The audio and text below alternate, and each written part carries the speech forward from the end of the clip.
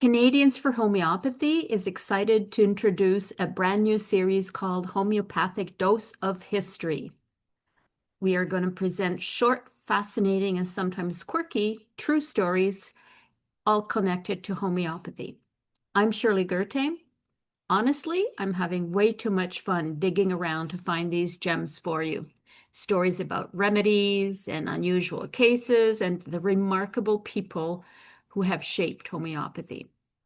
And we're starting things off with a big one, the story of how Dr. James Tyler Kent was drawn into the world of homeopathy. Today, he's regarded as one of our most influential homeopaths. But did you know that he started out as a highly respected regular doctor in St. Louis, Missouri, and he was a complete skeptic as far as homeopathy went? So what happened to make him turn to homeopathy? Let's find out.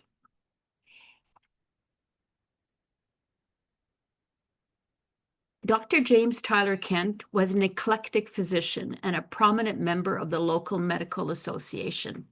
His first wife had died young, and then in 1878, his second wife, Lucia, became seriously ill with what has been described as nervous weakness, anemia, and insomnia. Kent tried everything he knew. He enrolled his many colleagues, then the top physicians of the city, to try everything they knew: orthodox medicine, eclectic medicine, allopathic medicine. Nothing worked. And Lucia kept fading, and her condition worsened, and she was bedridden for months. One day, Lucia begged him, "Please, please, let's just call that homeopath from down the road." Kent resisted because his wife's conditioning was deteriorating, so he considered not only ridiculous, but downright dangerous to resort to homeopathy. But worn out from the arguments, he bowed to her insistence, but at the same time, he insisted that he be present for the consultation.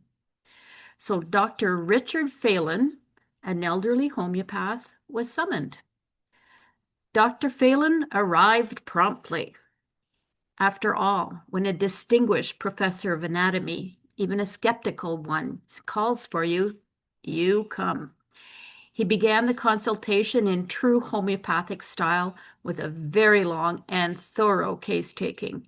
For over an hour, with Kent observing, he asked Lucia about her health, her family history, her mental state, her fears, her desires and aversions for food.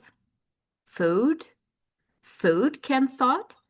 Lucia had never complained of digestive troubles, but Dr. Phelan was going on, and he was asking her about her minute details about her indispositions, her reaction to cold and heat, to the climate and seasonal factors.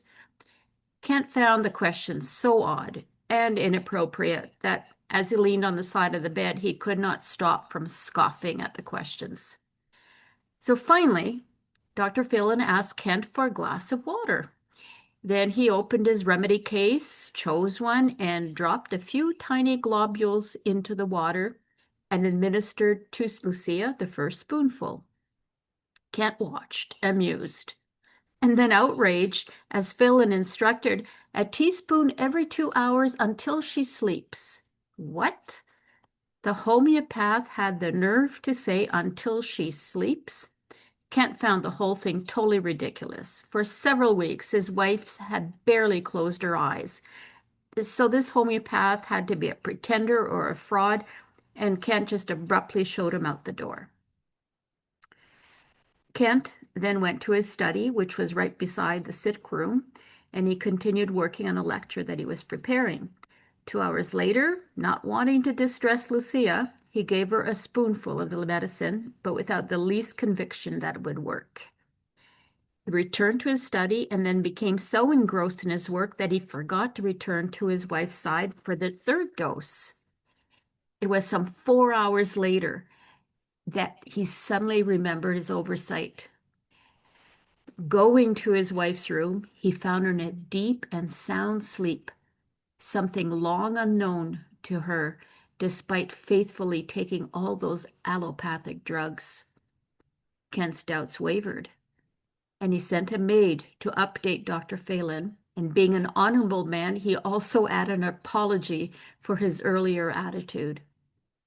So Dr. Phelan continued to visit Lucia over the next weeks, and she steadily regained her health and within weeks was fully recovered.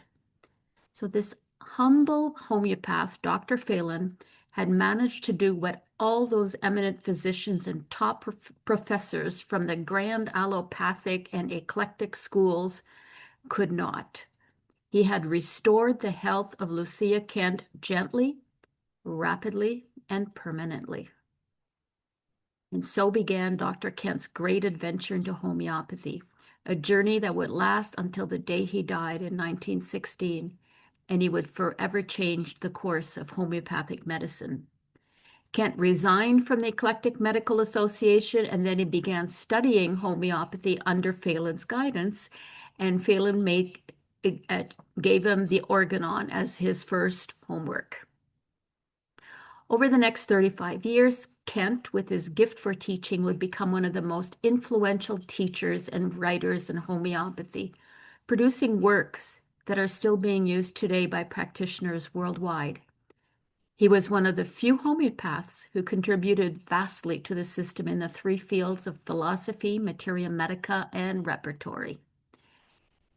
He changed homeopathy as a doctor, as a writer, and as an influencer through his teachers and many positions that he held.